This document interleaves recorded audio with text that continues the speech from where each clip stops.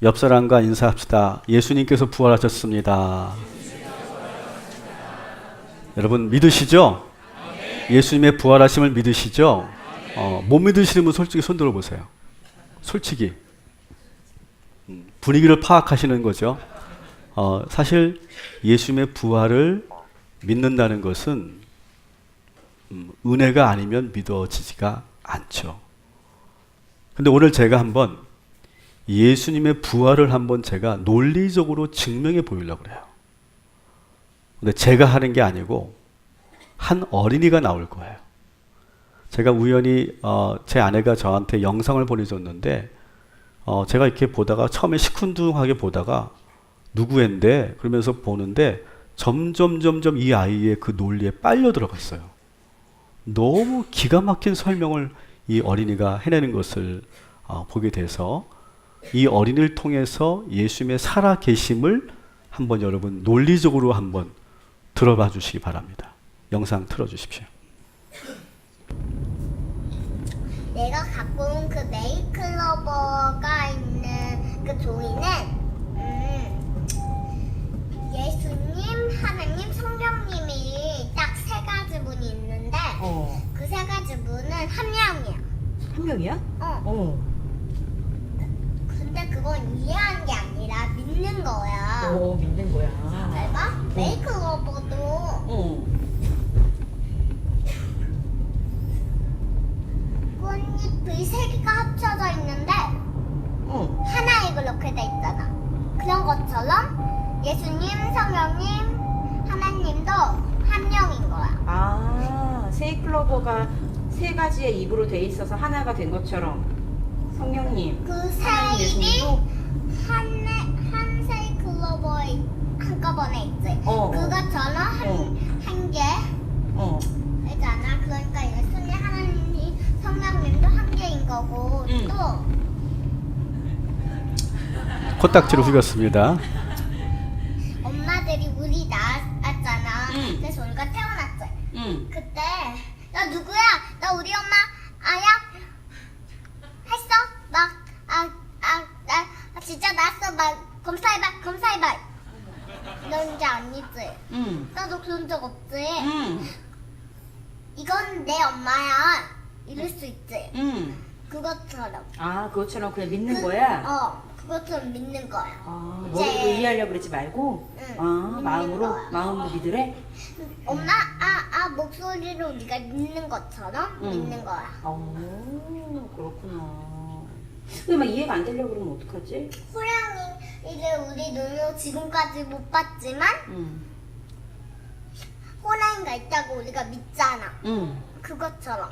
그리고 예수님은 눈에 안 보이지만 예수님 있다고 우리 믿잖아. 그런 것처럼 믿는 거지.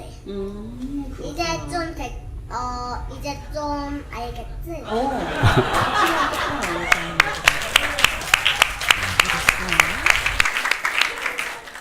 저는요, 제가 수많은 책을 봤습니다만, 이렇게 명쾌하게 이렇게 삼위일체 하나님과 예수님의 살아계심을 증명하는 내용을 들어본 적이 없어요. 정말 대단하지 않습니까? 이 어린이가 하는 말을 그대로 제가 연결해서 여러분에게 말씀드리겠습니다. 여러분, 예수님의 부활은 따져보는 게 아니라 믿는 것입니다. 근데 그 믿음은 어디서 시작되느냐? 예수님께서 우리를 사랑하신다는 사실. 여러분, 그것을 믿으면 모든 것이 다 믿어지는 줄 믿습니다. 여러분, 사랑한다면 뭘 못하겠습니까? 그죠? 사랑한다면 뭘 못하겠어요? 사랑한다면 내가 죽으라도 죽을 수 있어요. 그게 사랑이에요. 그래서 예수님께서는 우리를 사랑하시기 때문에 십자가에 달려 죽으셨어요. 그러니까 우리가 사랑만 믿으면 예수님의 십자가의 죽으심도 믿을 수 있고, 사랑만 믿으면 예수님의 부활하심을 믿게 되는 줄 믿습니다. 그래서 믿음은 이 아이가 말하잖아. 따져보는 게 아니에요. 따져보고 믿는 게 아니에요. 먼저 믿는 거예요. 여러분, 오늘 우리 예수 그리스도께서는 죽은 자 가운데서 다시 살아나셨음을 믿으시기 바랍니다. 그 부활에 대한 믿음을 믿는 순간 우리에게 부활의 능력이 나타나게 될 줄 믿습니다. 그래서 오늘은 우리가 어떤 부활의 소식을 듣는 것이 아니라 오늘은 부활의 믿음 그리고 그 부활을 살아가는 방법에 대해서 오늘 이야기를 함께 하려고 합니다.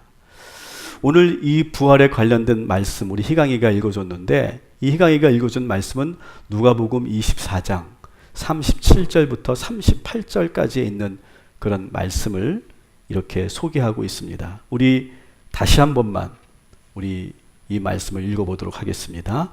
그들이 놀라고 무서워하여 그 보는 것을 영으로 생각하는지라 예수께서 이르시되 어찌하여 두려워하며 어찌하여 마음에 의심이 하느냐. 아멘. 지금 이 제자들이 어떤 상태라고요? 두려워하고 의심하고 있죠. 그죠? 그런데 이게 시점이 예수님이 죽으신 바로 그 직후라면 이해가 돼요. 얼마나 두려웠겠어요. 얼마나 의심이 되겠어요. 그런데 사실 이 시점을 여러분이 보시면 오늘 24장 그 위에 있는 구절들을 여러분 잠깐 성경으로 봐주시면 성경에는 지금 두 가지 이야기가 소개되고 오늘 이 장면을 이야기하고 있어요. 위에 있는 첫 번째 장면은 뭐냐면 예수님이 무덤에 계시지 않다는 사실이 드러났어요.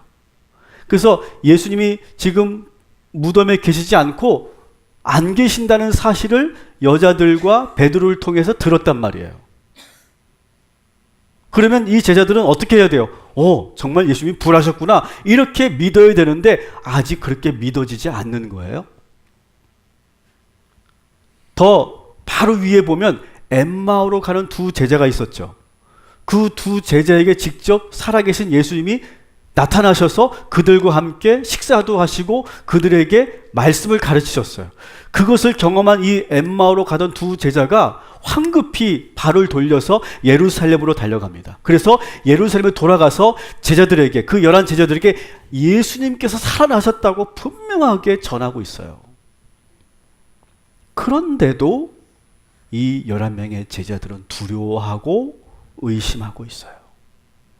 부활의 소식을 들었는데도 그들은 지금 아무런 변화가 없다는 거예요. 우리랑 마찬가지 아닙니까? 우리도 그래요. 우리도 오늘 예수께서 부활하셨다는 소식을 우리는 들었어요. 그런데 우리는 지금 달라지지 않고 있단 말이에요. 여러분 보세요. 여러분이 5년 전에 부활절을 지냈고 3년 전에 부활절을 지냈고 작년에 부활절을 우리가 경험했는데 여러분이 변했습니까? 우리는 지금 오늘 이 부활절을 또 보내는데도 우리는 여전히 변하지 않고 또 올해도 이렇게 지나갈 수 있어요. 여러분 올해 2018년도 이 부활주일만큼은 여러분 부활의 소식을 듣고 나서 여러분들이 완전히 변화되고 달라지시게 되기를 주님의 이름으로 축원합니다. 근데 많은 그리스도인들이 예수님의 부활을 마치 슈퍼스타가 어떤 일을 한 것에 대한 소식 정도로만 이렇게 알아요. 어떤 슈퍼스타가 상을 받았든지 어떤 스타가 골을 넣은 것 정도로 와 골을 넣었대 그 정도로만 우리가 본다는 말이에요. 저는 프리미어 리그를 이렇게 좋아하지는 않지만 저는 손흥민 선수가 골을 넣을 때는 꼭 제가 봅니다. 본방을 제가 보진 못하고 골을 넣었다는 소식만 들으면 일단 하이라이트를 제가 봅니다. 그건 제가 챙겨보는데 그럼 하이라이트에서 그 손흥민 골을 넣는 순간 딱 보면 와 정말 잘한다. 어우 좋다. 야 오늘 아침이 기분 좋은데 그런 느낌을 가질 수가 있어요. 근데 그것으로 끝이에요. 여러분 손흥민 선수가 골을 넣은 거하고 제 목회하고 무슨 상관이 있어요? 그죠? 여러분 손흥민 선수가 골을 넣어서 연봉이 오른 것하고 여러분의 연봉하고 무슨 상관이 있어요? 아무런 상관이 없어요. 근데 우리가 예수님의 부활을 생각할 때 자꾸 그 정도로만 생각한다는 거예요, 여러분. 예수님의 부활은 그런 종류의 기쁨이 아니에요. 예수님이 부활하신 것은 우리의 인생을 완전히 변화시키기 위한 기쁨의 소식임을 여러분 기억하시기 바랍니다. 오늘 하루 와 부활하셨네, 예수님 부활하셨대, 와 좋네, 그 정도로 끝나면 안 되는 거예요. 예수님의 부활로 우리 모두의 삶이 완전히 획기적으로 변화된다는 사실을 믿으시기 바랍니다. 그래서 부활의 소식을 들은 거하고 부활의 능력을 믿는 거하고는 다른 거예요. 그래서 지금 이 제자들이 그 부활의 소식을 2번이나 들었음에도 불구하고 두려워하고 의심하고 있을 때 예수님께서 부활하신 몸으로 36절에 보니까 제자들에게 직접 나타나셔서 따라합시다. 너희에게 평강이 있을지어다. 여러분, 오늘 이 시간 부활의 주님께서 여러분의 마음을 만지셔서 여러분의 마음의 모든 불안과 두려움을 물리치시고 평강을 허락하여 주실 줄 믿습니다. 부활의 평강과 부활의 능력이 여러분의 마음속에 시작될 줄 믿습니다.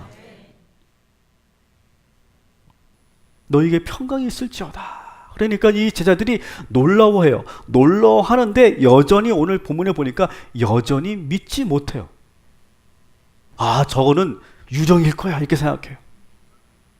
죽은 예수님의 영일 거야 그렇게 생각해요. 그러니까 예수님께서 직접 더 가까이 다가가셔서 당신의 손과 발을 만져보게 하시는 거예요. 제자들이 예수님의 그 못자국 난 손과 발을 만져보고 나서야 비로소 오늘 본문에 보니까 기뻐하였다 이렇게 소개되고 있어요. 기뻐하였다. 와, 진짜 예수님이 부활하셨네. 와 정말 신기하다. 기뻐하였다. 그런데 그 다음 구절을 보면 여전히 믿지 못했다 이렇게 말해요. 제자들이. 참 이게요, 여러분 아마 그렇게 생각할 거예요. 나한테 보여주면 믿을 텐데 그렇지 않다는 거예요. 여러분, 이 제자들은 부활의 소식도 들었고 증인을 통해서 우리가 들었고 직접 예수님을 만났고 직접 만져봤는데도 여전히 부활을 믿지 못해요. 여러분, 그러니까 우리가 어떤 체험이라고 하는 것은 어떤 내가 눈으로 보고 확인해서 믿어지는 게 아니에요. 조금 전에 그 어린이처럼 먼저 믿어야 하는 거예요. 믿어야. 근데 우리는 여전히 믿지 못해요.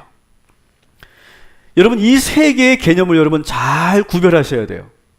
오늘 여러분은 부활의 소식을 듣는 거예요. 부활의 소식을 듣는데 여러분 가운데서는 그 부활의 소식을 믿는 사람이 있고 믿지 못하는 사람이 있어요.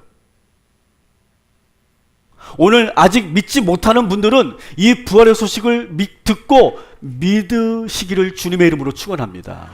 믿음이 여러분에게 임하게 될 줄 믿습니다. 근데 그 부활의 믿음에서 끝나면 안 되고 따라합시다. 부활을 살아야 합니다. 부활을 믿은 사람들도 여전히 부활을 살지 못해요. 오늘 우리의 목적은 뭐냐? 오늘 이 말씀의 제 목적은 뭐냐? 여러분들이 부활을 살도록 이끌어내는 것이 저의 설교의 목적이에요. 쉽지 않을 거예요. 그런데 그렇지만 오늘 이 말씀을 듣고 저의 말을 잘 들으시고 여러분 부활을 들은 것으로 끝나지 말고 믿은 것으로 끝나지 말고 부활을 살아내시기를 주님의 이름으로 축원합니다. 그러면 어떻게 하는 것이 부활을 사는 것일까? 오늘날 많은 성도들은 이 교회력에 대해서 잘 모르시죠. 이 교회력에 대해서 잘 교회가 가르쳐주지 않기 때문에 잘 모르세요. 그래서 언젠가는 제가 이 1년 동안의 이 교회력이 어떻게 진행되는지를 제가 한번 나중에 소개하는 시간을 가져보려고 해요. 자, 사순절을 보냈어요. 그죠? 우리가 사순절을 보냈고, 그리고 기억하시죠? 우리 금요심야 때 오셨던 분들은 세종 목요일, 성금요일, 그 다음에 부활주일 새벽까지 이르러서 이것을 파스카 3일 이렇게 말한다고 말씀드렸어요. 그래서 이 사순절을 모두 보내고 나서 오늘이 뭐예요? 부활주일이죠. 그래서 부활주일로 시작해서 오늘부터 50일 동안을 뭐라고 부르는지 아세요? 무슨 절기라고 말하는 줄 아세요? 따라합시다. 기쁨의 50일. 기쁨의 50일이라고 하는 절기예요. 아마 여러분들이 처음 듣는 분들도 꽤 많으실 거예요. 그런 절기가 있었어? 우리는 사순절은 알고 부활주일은 아는데 그 다음에 절기들을 잘 몰라요. 잘 모르고 우리는 나중에 쭉 가서 추수감사절 정도가 알아요. 그 사이에 뭐가 있는지 우리는 모르는데 사실은요, 오늘 부활주를 시작해서 50일 동안 뭐가 있다고요? 기쁨의 50일, The Great 50 Days라고 하는 거예요. 근데 이 기쁨의 50일이라고 하는 이 절기는요, 사실은 오히려 교회 역사를 보면 사순절이라고 하는 그런 절기보다 더 오래된 절기예요. 그래서 초대교회 성도들은 사순절도 귀하게 거룩하게 지냈지만 사실은 부활하신 이후에 예수님의 그 부활의 기쁨을 누리는 삶을 더 중요하게 여겼어요. 그래서 여러분 사순절은 40일밖에 되지 않죠. 근데 기쁨의 며칠이라고요? 50일. 더 기뻐하는 거예요. 그래서 사실은 우리 기독교의 종교는요, 40일 동안은 어둠과 슬픔과 눈물과 고난과 핍박 속에서 지내지만 우리는 대부분의 삶을 어떻게 살아야 된다? 기뻐하며 살아야 된다. 이것이 바로 기쁨의 50일이 갖고 있는 정신이에요. 근데 이것을 우리가 잘 지키지 않죠. 그래서 사실 우리는 지금 이 부활주일이 끝나면 우리는 금방 예수님의 부활을 잊어버릴 때가 너무 많아요. 그러니까 마치 드라마로 본다면 이런 거예요. 드라마로 본다면 40회 정도에 되는 그런 일일 드라마를 한다고 생각해 보세요. 그러면 40회가 계속 여러 가지 예수님의 그 드라마를 놓고 본다면 계속 고난받는 이야기를 계속 하다가 50회째 그때 부활하시고 끝나는 드라마처럼 그렇게 생각하는 경우가 많다는 거예요. 많은 교회들이 그래요. 예수님 부활하셨네. 와, 기뻐하다. 그래서 오늘 끝나고 나면 싹 잊어버려요. 여러분, 부활을 살아야 할 줄 믿습니다. 그래서 사실은 오늘부터가 진짜 시작인 거예요. 오늘부터 우리는 어떻게 살아야 한다고요? 기쁨으로 살아야 됩니다. 여러분, 기쁨의 50일을 여러분 거룩한 절기로 여러분 지키시기를 주님의 이름으로 축원합니다. 사순절이 아파하고 슬퍼하고 회개하는 절기였다면 부활절 이후에 50일간은 우리가 부활을 살면서 기쁨이 충만한 삶을 살아야 할 줄 믿습니다. 다시 따라합시다. 부활을 살아야 합니다. 부활을 산다는 것은 뭐예요? 기뻐하는 거예요. 기뻐하는 거. 50일 동안에 우리가 해야 될 것은 기뻐하는 거예요. 그렇다면 우리 그리스도인의 기쁨은 무엇인가? 오늘 제가 4가지로 설명하고 마치려고 해요. 그리스도의 기쁨은 따라합시다. 절대로 기쁨을 빼앗기지 않는다. 여러분, 50일 동안 여러분 기쁨을 빼앗기지 마시기를 주님의 이름으로 축원합니다. 절대로 기쁨을 빼앗기지 마세요. 요한복음 16장 22절 말씀 한번 같이 읽겠습니다. 시작. 지금은 너희가 근심하나 내가 다시 너희를 보리니 너희 마음이 기쁠 것이요 너희 기쁨을 빼앗을 자가 없으리라. 아멘. 오늘 이 말씀을 보세요. 오늘 부활주일 말씀 와 기쁘다. 그걸로 끝나면 안 돼요. 그 기쁨을 빼앗기지 않는 게 중요해요.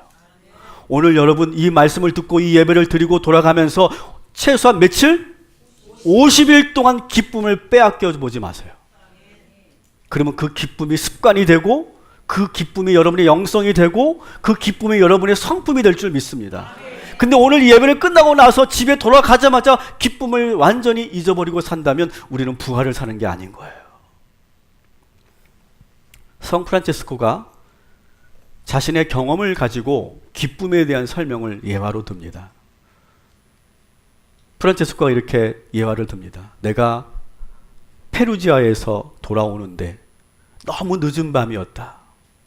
너무 늦은 밤이어서 한 치 앞도 잘 보이지 않는 그런 길을 걸어가다가 잘못해서 웅덩이에 내가 빠져버렸다. 추운 겨울날 웅덩이에 빠져서 이 수도사 복이 다 젖었다. 그리고 나는 지금 샌들만 신고 있었기 때문에 너무너무 추웠다.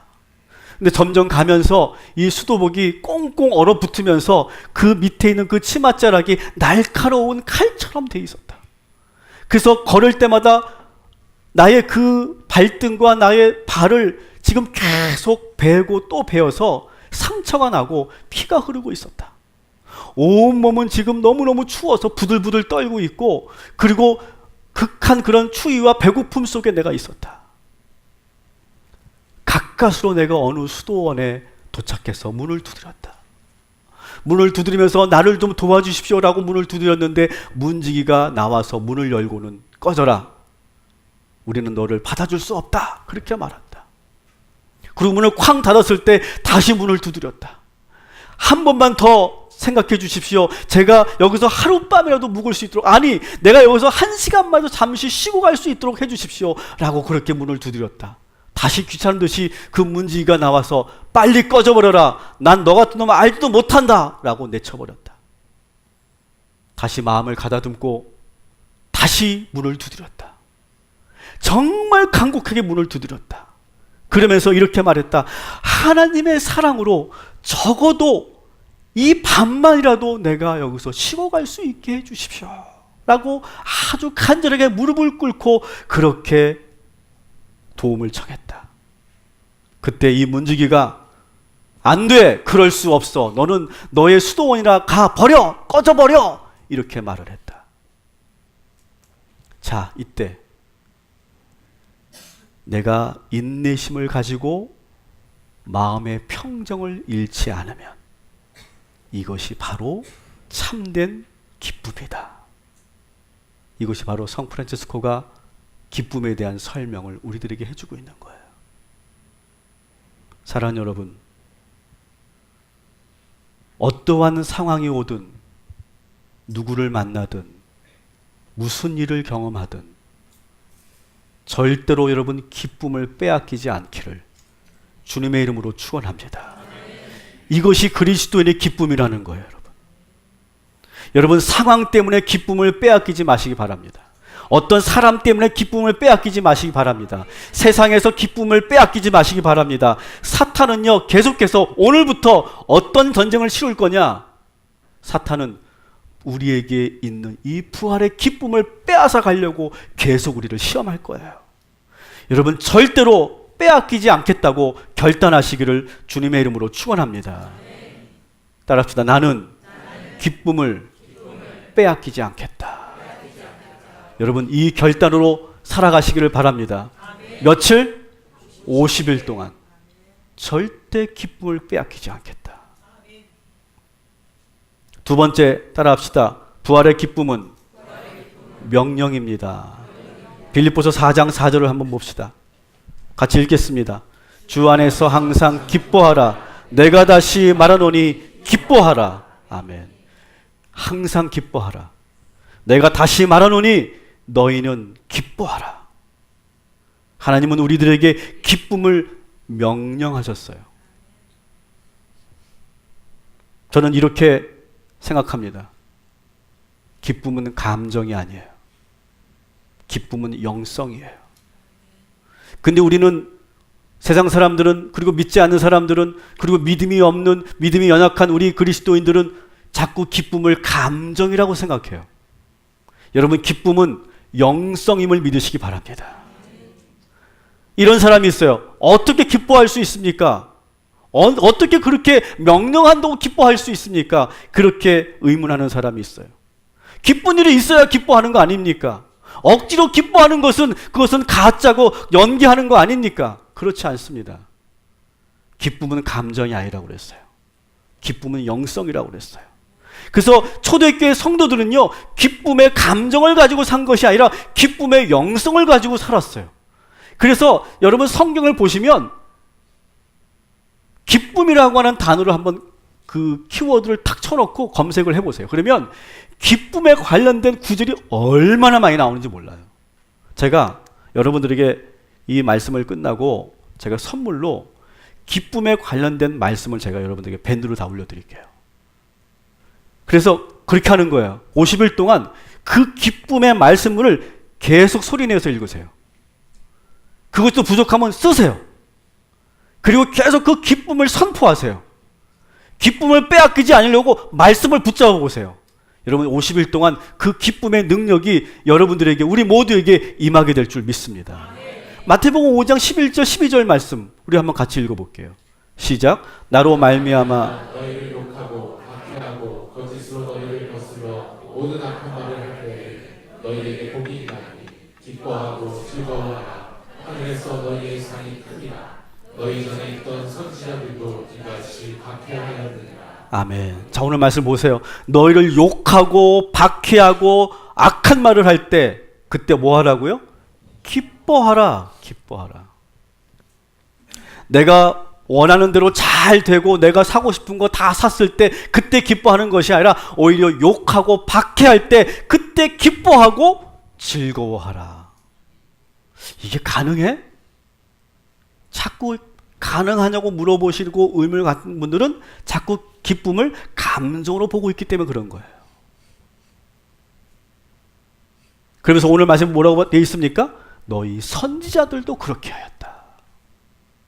여러분, 우리 그리스도인들은 기쁨을 명령으로 삼고 순종하는 자들이어야 할 줄 믿습니다. 이러니까 욕하고 박해하는데 이 그리스도인들이 기쁨을 빼앗기지 않고 평안한 모습으로 웃고 있고 그리고 감사하고 더 뜨거워지니까 믿지 않는 사람들이, 핍박하는 사람들이 어떻게 됩니까? 와, 고개를 설레설레 흔드는 거예요. 그러니까 원래 우리 그리스도인들의 기질은 바로 그런 거예요. 와, 쟤네들 나는 진짜 상대를 못하겠다. 그 안에서 기쁨이 흘러 넘치는 게 보이는 거죠. 그러니까 점점 이 믿는 사람들이 무서워지기 시작하는 거예요. 여러분, 이러한 영성이, 이 기쁨의 영성이 우리에게 흘러 넘치게 되기를 주님의 이름으로 축원합니다. 고린도후서 8장 2절에도 이런 말씀이 있어요. 같이 읽어볼게요. 시작.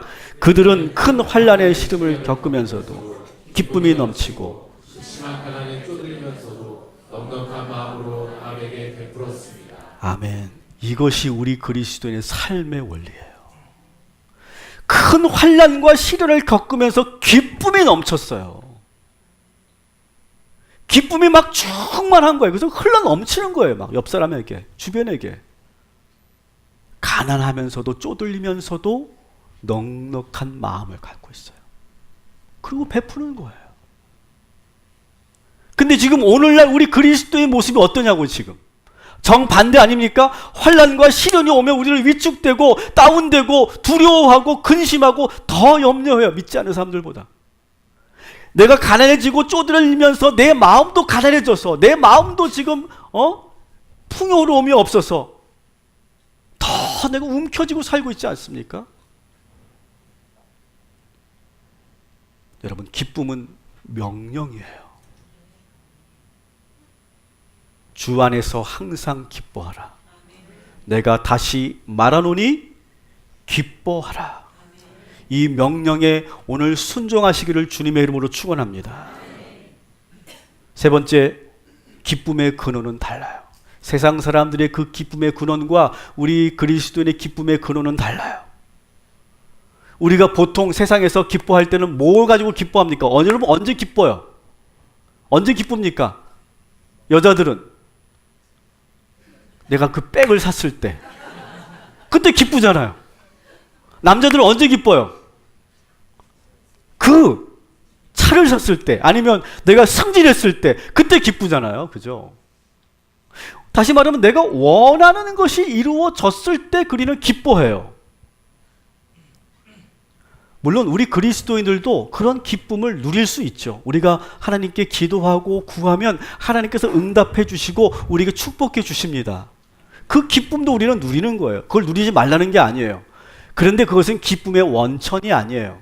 우리의 기쁨의 원천은 어디입니까? 하박국 3장 17절 18절, 우리 잘 알고 있는 말씀. 다시 한번 우리 이 말씀을 소리내어서 한번 선포하듯이 읽어봅시다. 같이 읽습니다. 비록 무화과 나무가 무성하지 못하며 포도나무에 열매가 없으며 감람나무에 소출이 없으며 밭에 먹을 것이 없으며 우리의 양이 없으며 외양간에 소가 없을지라도 나는 여호와로 말미암아 즐거워하며 나의 구원의 하나님으로 말미암아 기뻐하리로다. 아멘. 여호와로 말미암아 기뻐한다. 기쁨의 원천이 뭡니까? 여호와 그 자체인 거예요. 기쁨의 원천이 여호와께서 나에게 뭘 해주셔서 기쁜 게 아니라니까요. 내가 원하는 것을 내가 누려서 기쁜 게 아니라니까요. 우리 그리스도인의 기쁨의 원천은 여호와 그 자체예요. 여호와 그 자체. 기쁨의 근원이 다른 거예요. 아예 다른 거예요. 느헤미야에서도, 느헤미야 8장 10절에도 이런 말씀이 있어요. 같이 읽습니다. 여호와를 기뻐하는 것이 너희의 힘이니라. 자, 우리 하박국 말씀은 너무 기니까 못 외워. 이 말씀 우리 꼭 외우고 갑시다. 여호와를 기뻐하는 것이 너희의 힘이니라. 다시 여호와를 기뻐하는 것이 너희의 힘이니라. 다시 한번 여호와를 기뻐하는 것이 너희의 힘이니라. 한 번 더 소리내서 선포하세요. 여러분의 말씀으로 시작. 여호와를 기뻐하는 것이 너희의 힘이니라. 아멘. 이 말씀 가지고 사세요, 여러분. 50일 동안 이 말씀 가지고 사세요. 여호와가 기쁨의 원천인 거예요, 여러분. 그 여호와가 우리에게 주는 그 기쁨을 누리면 그것이 나의 힘이 되는 거예요. 나의 힘이. 나의 에너지가 되는 거예요. 담대하게 만드는 거예요. 새롭게 살게 만드는 거예요. 그 기쁨을 누리시기 바랍니다. 마지막 네 번째 따라합시다. 예배드림이 기쁨됩니다. 여호와를 기뻐하는 구체적인 그 기쁨의 방법은 뭐냐? 예배하는 거예요. 예배하는 거. 오늘 이 시간에 예배하는 거 이 자체가, 여러분이 지금 이 자리에서 예배하는 그 자체가 기쁨이 충만하게 되기를 주님의 이름으로 축원합니다. 그래서 시편 43편에 보면 이 시인이 자신의 그 예배의 기쁨을 이렇게 표현하고 있어요. 같이 한번 읽어보겠습니다. 시작. 그런즉 내가 하나님의 제단에 나아가 나의 큰 기쁨의 하나님께 이르리이다. 하나님이여 나의 하나님이여 내가 수고로 주를 찬양하리이다. 내 영혼아 내가 어찌하여 낙심하며 어찌하여 내 속에서 불안해하는가. 너는 하나님께 소망을 두라. 그가 나타나 도우심으로 말미암아 내 하나님을 여전히 찬송하리로다. 아멘. 이 시인이 기쁜 건 뭐예요? 성전에 나아간 것 자체가 기쁨인 거예요. 찬양하는 것 자체가 기쁨인 거예요. 예배하고 말씀을 들으면서 그것이 기쁨인 거예요. 기도하면서 기쁨이 샘솟는 거예요. 세상에 그 즐거움을 주는 방법과는 구별되는 거예요. 여러분, 이 기쁨의 50일 보내면서 예배의 기쁨을 누리시기를 주님의 이름으로 축원합니다. 말씀을 정리합니다. 오늘 우리가 보고 있는 이 본문 누가복음 24장에서 예수님의 부활을 처음에 들었지만 믿지 못했고 만졌어도 의심했던 이 제자들이 이제 부활하신 예수님과 40일 동안을 함께하고 나서 주님이 승천하실 때 드디어 그들에게 변화가 일어나기 시작해요. 어떤 변화가 일어났는지 50절부터 우리 같이 한번 읽어보도록 하겠습니다. 예수께서 그들을 데리고 베다니 앞까지 나아가사 손을 들어 그들에게 축복하시더니 축복하실 때 그들을 떠나 하늘로 올려주시니 그들이 그에게 경배하고 큰 기쁨으로 예루살렘에 돌아가 늘 성전에서 하나님을 찬송합니다. 아멘. 자, 보세요. 그렇게 믿지 못했던 제자들이 40일간 부활하신 주님과 함께 지내고 나서 드디어 부활을 믿게 되고 부활의 능력을 얻게 되고 그러면서 기쁨이 충만해졌어요. 그러면서 부활을 살기 시작해요. 그들이 예루살렘을 떠나지 않고 담대하게 부활을 증거하기 시작해요. 여러분, 이 제자들의 변화가 우리 모두에게 나타나게 되기를 주님의 이름으로 축원합니다. 기쁨의 50일, 이 50일을 영적인 싸움에서 이기셔서 기쁨을 빼앗기지 않는 저와 여러분 되시기를 주님의 이름으로 축원합니다.